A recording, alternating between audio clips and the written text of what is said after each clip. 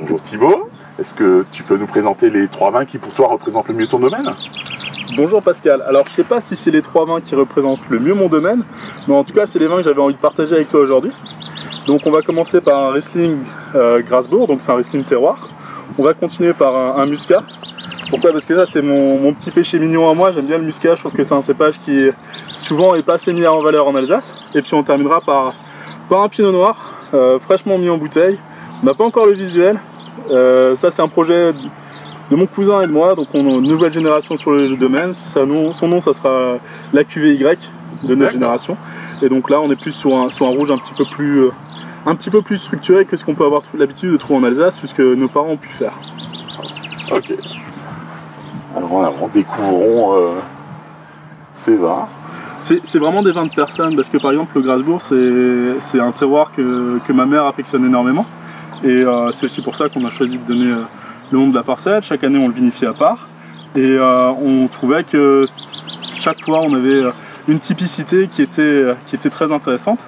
En plus sur le domaine on a un autre intérêt, c'est qu'on vinifie du Grand Cru Mandelberg. Et que le Grasbourg et le Mandelberg en fait c'est 2 terroirs qui sont jumeaux. Jumeaux au sens où ils sont sur la même colline. Le Grasbourg c'est une exposition est. Et le Mandelberg c'est avec une exposition sud.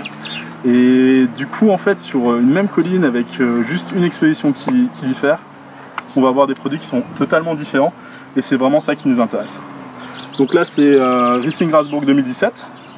On est sur un produit avec un petit peu de sucre résiduel, je ne cache pas, mais en même temps on a une belle acidité qui ramène en fait de la longueur en bouche et de la complexité.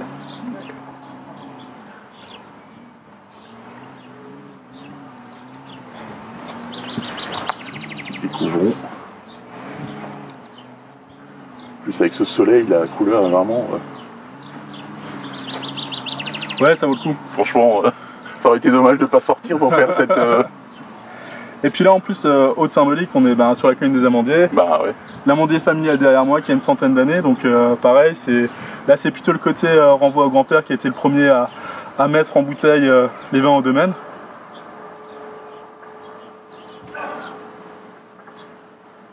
Donc on est plutôt sur les fruits à chair blanche au nez. Tout à fait. Le Riesling, c'est une part importante chez vous ou finalement C'est une part importante, c'est un cépage qu'on affectionne parce que justement il est encore sec, avec une belle fraîcheur, une belle acidité. Sur le domaine on préfère vinifier des vins un petit peu plus secs généralement et avoir des choses qui sont plus dans nos goûts que faire du commercial entre guillemets, où parfois on nous demanderait un peu plus sucré. Malheureusement quand on déguste un vin comme ça à sec entre guillemets, c'est sûr qu'on va peut-être affectionner un peu plus ce qui est sucré, mais ça va être compliqué après à accorder avec tous les mets. Et ça je pense que c'est quelque chose qu'on a un peu du mal à faire savoir en Alsace, à expliquer vraiment cette subtilité au client qui va pas le boire pour un repas, mais va vraiment le boire à l'apéritif quand il va venir le déguster.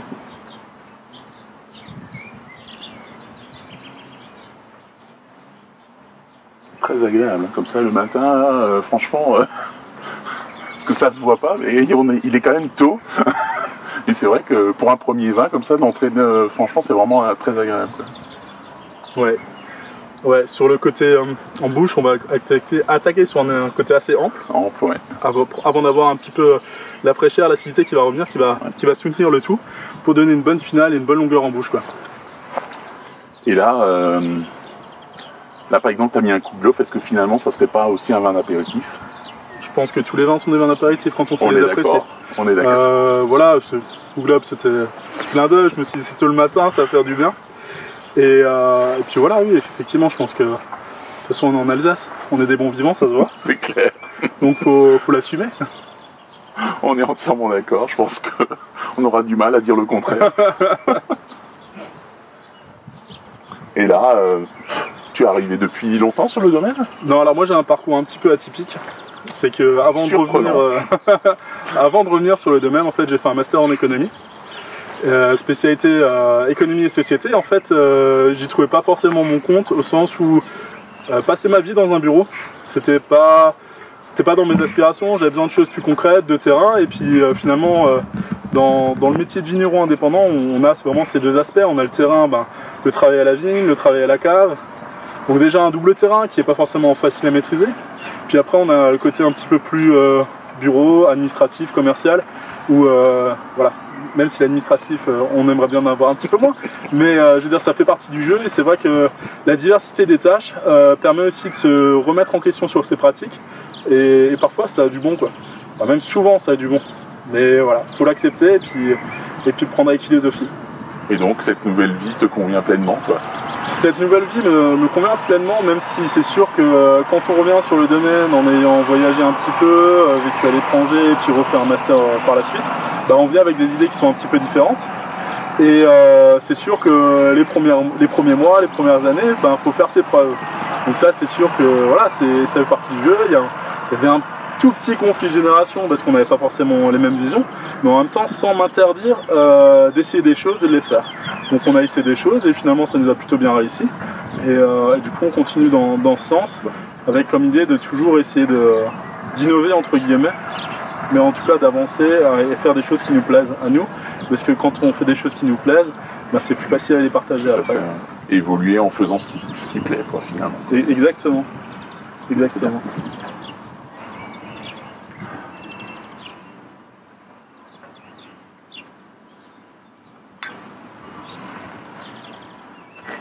Après l'ouverture, ça vraiment, il devient encore plus ample en bouche. Ouais.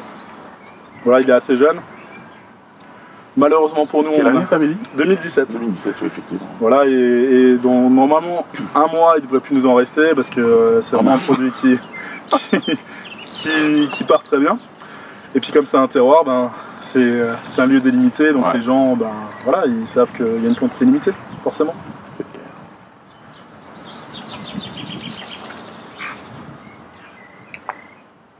Et là, typiquement, tu marierais avec quoi? Parce que je pense que le côté ample ne te dirige pas forcément vers les produits de la mer, quoi. Ben, tu peux aller sur les produits de la mer, mais dans ce cas-là, je dirais qu'il faut qu'il y ait une sauce avec. Ouais, c'est ça. Quelque chose de... Ouais. Après, je pense qu'il y a en ce moment, il y a une petite mode terre-mer. Je pense que sur certains accords mévins terre-mer, il pourrait trouver sa place, notamment si on a de la volaille et des crustacés, ça peut être assez sympa. Moi, je le conseille, ouais, quand même sur tout ce qui est fruits de mer, mais comme dit avec des sauces, ou alors des viandes blanches. Ouais, voilà, je serais peut-être plutôt parti sur ça. Ouais. C'est vrai que... Mais c'est sûr, il faut la structure en face, il faut quelque chose qui soit un peu moins linéaire que juste les fruits de mer, quoi. C'est ça. Non, c'est bien.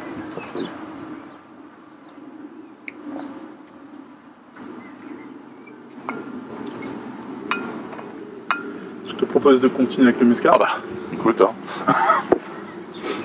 Donc le muscat, c'est un choix un peu plus personnel. C'est le premier cépage en fait alsacien que j'ai vraiment apprécié. D'accord. Pareil, chez nous, il n'est pas vinifié, sucré, il est plutôt sec. La fraîcheur, et ce que j'apprécie vraiment dans ce cépage, c'est retrouver en fait les goûts entre guillemets de mon enfance, d'aller manger une grappe de muscat dans les vignes et de retrouver vraiment ce goût dans le verre. C'est ce que j'allais dire, finalement ça te fait revenir vraiment... Ouais, c'est un peu ma Madeleine de Proust. Voilà, c'est ce que j'allais dire, finalement c'est ça. Et le muscat c'est quand même un cépage qui en perd de vitesse, quoi. C'est un peu dommage. C'est un cépage oublié, parce que je pense qu'on ne communique pas assez dessus. Parce que déjà c'est une petite part de notre production, on fait des choses très différentes, il y a des gens qui vont le vinifier sucré, nous on va le vinifier plus sec, premièrement, et puis après on a aussi l'image des autres régions qui nous colle à la peau entre guillemets, et cette image, ben, c'est pas forcément facile de s'en défaire.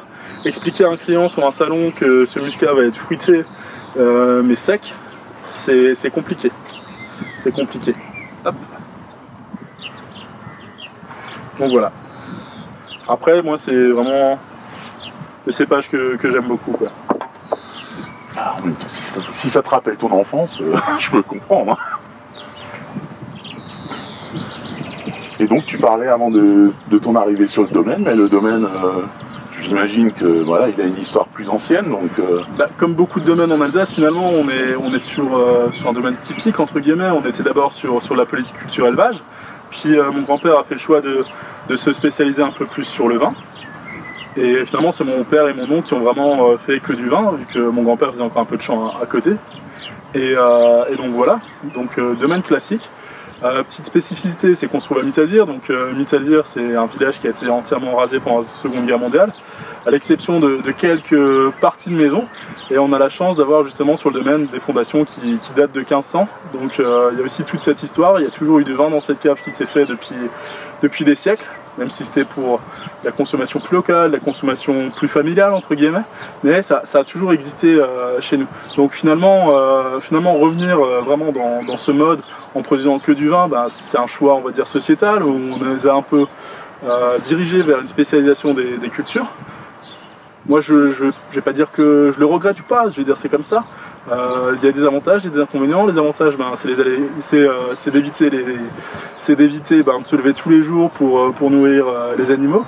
Les inconvénients, c'est les aléas climatiques où forcément ben, on est plus sensible parce qu'on n'a pas une culture ou une autre production qui peut rattraper. Et c'est vrai que dans notre société moderne, où on est souvent sur des marchés qui sont un peu plus tendus qu'il y a 10-15 ans, et ben, ça pose des questions. Mais ça encore, je pense que c'est à nous d'en avoir conscience pour après pouvoir l'expliquer au grand public et dire ben oui, effectivement, notre coût de production cette année, il a X euros et puis on va faire une marge à 20%, voilà. Seulement, ben, cette année c'est comme ça, l'année prochaine ça pourra changer, donc il faut être à X euros plus 30% pour être à l'aise et pour pas mettre nos exploitations en péril et toujours pouvoir produire des produits de qualité en respectant les attentes de la société en termes d'environnement. Et tu représentes la combien génération finalement maintenant? Enfin, d'autant que indépendant, je suis la troisième génération. De metteur en bouteille. D'accord. Là on est sur un nez assez aérien, floral. Vraiment typique du muscat. C'est très fin. Hein.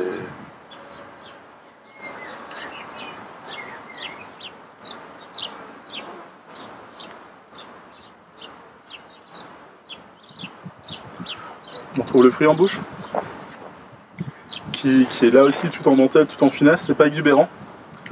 Une belle fraîcheur qui vient en rétro. C'est vraiment un vin pour moi aussi de gastronomie, parce que justement, et moins d'apéritif pour le coup, parce que justement il n'y a pas trop de sucre résiduel. Ouais. Donc nous souvent on le propose sur des poissons grillés, ou alors sur tout ce qui est crudité, forcément les asperges, et voilà tout ce qui est un petit peu vert, quoi, ça passe bien, quoi. Donc cette dégustation prouve à ceux qui l'auraient pas compris que commencer par un Riesling, ça peut des fois être une bonne chose et ensuite continuer par un Muscat. Pas l'inverse. Souvent, les gens ont souvent tendance machinalement à commencer par un Muscat et ensuite continuer par un Riesling. Là, finalement, comme tu avais du gras et tout, il valait mieux commencer par le Riesling. Ouais, et puis bon, c'était un Riesling qui avait de l'acidité, de la fraîcheur, qui rentre encore dans la norme sec, entre guillemets. Et donc ils ont à peu près, finalement, je pense, l'impression de sucrosité entre les deux produits est très proche. Donc du coup, je me suis posé la question sans me la poser. Je pense qu'on pouvait déguster dans les deux ordres, mais moi je préfère dans celui-là, ça correspondait mieux à mes attentes. Ouais.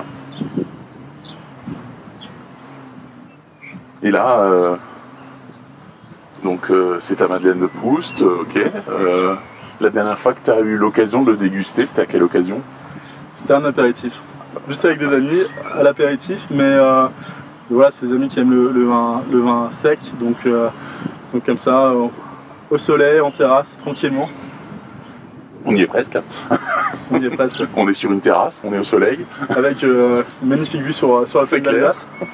C'est clair. Là, juste avant, j'ai fait une photo, franchement, c'est magnifique. C'est vrai que comme bureau, il y a pire. Ouais, franchement.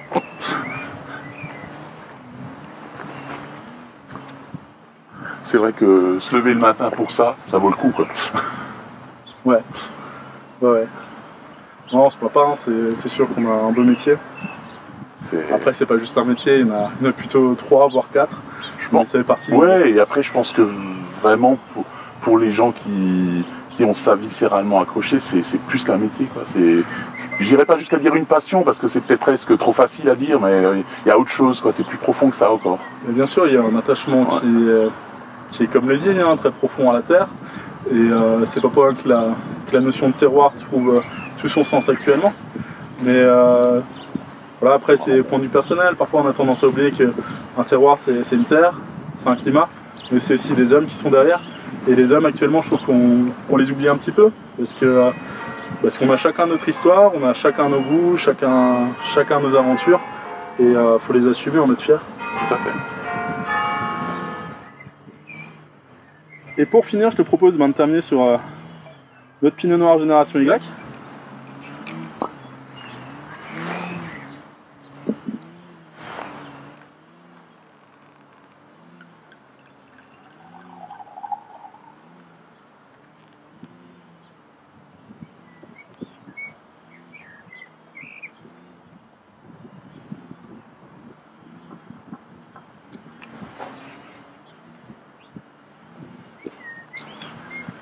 Alors, Pinot Noir Y. Alors déjà, pourquoi Y? Y, c'est le nom de notre génération. Enfin, de ma génération et celle de mon cousin, vu qu'on travaille ensemble. Et vu que c'était le premier produit où vraiment on a dit ben, on veut faire ça, on s'est dit ben. Autant le signer et l'assumer. Le signer, l'assumer.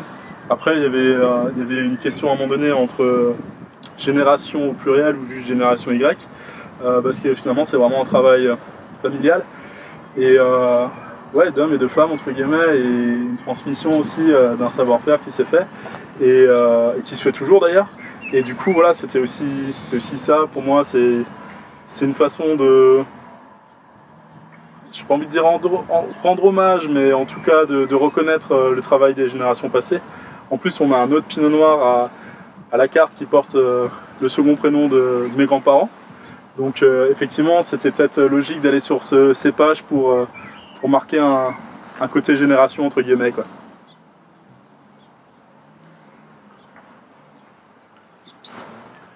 Jusqu'à présent, vous aviez un seul Pinot Noir ou vous en aviez deux? On avait un Pinot Noir rosé et un Pinot Noir un petit peu plus foncé, élevé en barrique. Là, on est vraiment sur l'élevage barrique pendant un an, quoi. Et tu retrouves déjà au nez, avec des belles notes de vanille. En même temps, ça reste gourmand parce que déjà, dès le nez, on a ces notes de vanille qui sont vraiment caractéristiques de la barrique qu'on utilise. Et derrière, on sent déjà les fruits rouges arriver, quoi.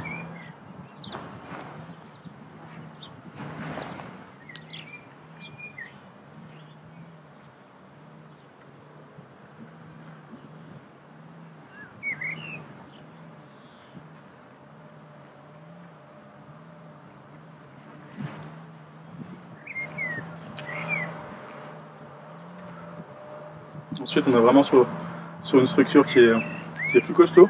Il est encore un petit peu jeune. Les tanins méritent encore de se fondre un peu, même s'il y a une belle promesse. On est vraiment sur quelque chose qui a un peu plus d'épaisseur, un petit peu plus de structure. C'est exclusivement, enfin quasiment exclusivement de la presse, donc vinifié à part. Et comme dit, ben, vendangé en 2017, ouais. Mis en bouteille en 2019, avec un an de passage en barrique et quelques mois en foudre ou inox pour finaliser les assemblages. Bon, c'est déjà bien équilibré. Bon, il faudra quand même tout petit peu, je pense, attendre pour que vraiment ça soit bien fondu. Ouais, c'est ça. Ouais. Mais autrement, franchement, c'est déjà bien. Et alors surtout ce petit côté gourmand là, qui est vraiment sympathique. Oui, c'est ce qu'on voulait. On voulait garder un côté sur le fruit. Ouais, parce que t'as vraiment le côté fruit rouge très marqué, quoi. Même en bouche, c'est assez impressionnant, quoi, malgré le côté tannique, quoi. Parce que souvent, des fois, le côté tannique prend le dessus, mais là, non, c'est... On voulait éviter cette tannique, mais soyeux, écueil, quoi. Ouais. On voulait vraiment éviter cet écueil, rester sur quelque chose de fruité, parce que c'est des vins qui nous plaisent un peu plus. On a du mal dans la famille avec les Bordeaux puissants, donc on préférait faire quelque chose un peu plus sur le fruit. Mais voilà, en tenant les promesses d'avoir un vin qui se rapproche d'un vin rouge d'une autre région. On va peut-être parler un petit peu de la vigne, puisqu'on y est. Le travail en ce moment, c'est quoi? Parce que souvent les gens, quand ils regardent... Mon travail ou le travail? Non, mais le travail de la vigne en ce moment, parce que souvent les gens, lorsqu'ils regardent un vigneron, la seule chose qu'ils voient, c'est les vendanges, quoi. Donc en ce moment, qu'est-ce que vous faites? En ce moment... Il y a 2 semaines, ça compte? Ah, aussi. Non, mais il y a 2 semaines. Ouais, bon, je fais une petite parenthèse, parce que sur Mitalu, on a organisé une action de brûlage de paille. Et cette action, en fait, c'était entre guillemets suite au traumatisme de 2017, où le secteur où on a organisé cette opération, les parcelles étaient gelées entre 50 et 100%. On voulait pas forcément revivre ça, parce que actuellement nos trésoreries, notre mode de fonctionnement, que mon domaine, de manière générale, ne nous permettent pas forcément de perdre une partie de nos grands crus. Donc on s'est dit, on essaie de faire quelque chose. Voilà. Après, juste pour expliquer la démarche, on a bien réfléchi en amont. On n'a pas dit, on va allumer comme ça au pifomètre parce qu'ils nous en ont dégelé. On a eu des thermomètres dans les parcelles à hauteur des bourgeons. 5 points de relevé régulièrement. Et du coup, c'était une décision qui était un petit peu lourde à prendre parce que déjà, ça demande du monde. Ça demande après d'assumer les critiques. Voilà. Après, sur l'après, on s'est renseigné auprès de l'agence qui effectue les relevés les relevés d'air sur Colmar. Ils n'ont pas noté de changement sur Colmar. Effectivement, sur nos communes, la qualité de l'air a été dégradée. Cependant, pour que ça ait un impact sur la santé, on m'a clairement dit qu'il aurait fallu que ça soit une exposition pendant plusieurs jours, voire plusieurs semaines en continu. Ça me semble important de le dire parce qu'il faut aussi sensibiliser la population, parce que suite à ça, il y a des commentaires sur les réseaux sociaux du style sauver une récolte, donner le cancer à tout le Piémont, où nous on ne peut pas laisser passer ça parce que c'est pas notre but. On était les premiers exposés, on a aussi nos familles qui vivent dans ce secteur. Donc il faut vraiment en avoir conscience qu'on ne fait pas les choses au pifomètre n'importe comment. On aurait pu allumer une deuxième fois le mardi, mais voilà, on avait fait nos calculs, à 3h30 il faisait 3 degrés, à 4h30 pardon, il faisait 3 degrés et demi. On savait qu'on allait perdre à peu près 4 degrés. On les a perdus, on est descendu à moins 0,5, moins 0,7. Mais c'était la limite acceptable. C'était la limite acceptable jusqu'à moins 1. Voilà. La veille, le scénario était différent. À 1h30, 2h du matin, on était entre moins 1 et moins 1,5. C'est sûr que quand on a allumé, la température s'est réchauffée, mais voilà, à 4 heures, quand il fait encore 0, on sait qu'on peut perdre 4 degrés, moins 4, c'est plus tout la même, c'est plus de récolte. Donc voilà, pour moi c'est une petite parenthèse à faire, qui a retardé nos autres travaux dans les vignes. Là on passe vraiment à la partie bourgeonnage et pamprage. Donc on va sélectionner sur les têtes de sol 2 ou 3 futures baguettes pour tailler l'année prochaine. Et après on va enlever tout ce qui est doublon sur nos arcures. Et éventuellement sur des pieds qui sont un petit peu faibles, même on va enlever une partie des pampres sur l'arcure pour justement leur redonner de la vigueur. C'est aussi un moment où on peut commencer à estimer le potentiel de récolte entre guillemets. Voilà. Les grappes commencent à apparaître, donc ça veut dire que d'ici quelques semaines, enfin quelques jours même, avec ce beau temps, je pense que la floraison ne saurait... C'est sûr que ça avance vite. Maintenant, moi j'ai quand même un grand questionnement, c'est sur les Gewürztraminer. Ils ont eu froid. Ouais. Est-ce qu'ils ne vont pas filer l'heure de la fleur? Parce que finalement, le froid, il y a des dégâts visibles, l'aspect brûlé, mais peut-être qu'il y a d'autres dégâts qui sont invisibles. Ouais. Et nous, on l'avait constaté sur certaines parcelles en 2017, parce qu'on avait déjà mis en place des petits braseros pour justement réchauffer l'atmosphère. Et sur la parcelle où on avait mis les braseros, on a une belle floraison, c'est très bien passé. Sur une parcelle qu'on a 50 mètres plus loin, où les températures étaient similaires, sauf qu'on n'avait pas mis de braseros, la floraison s'est beaucoup moins bien passée, les vignes sont travaillées pourtant exactement pareil, taillées à 2 jours d'intervalle, etc., etc. Donc pour nous ça avait vraiment un impact, c'était le même clone, le même porte-grade, donc vraiment c'est un questionnement qu'on a, et du coup je pense que c'est aussi important de se poser cette question.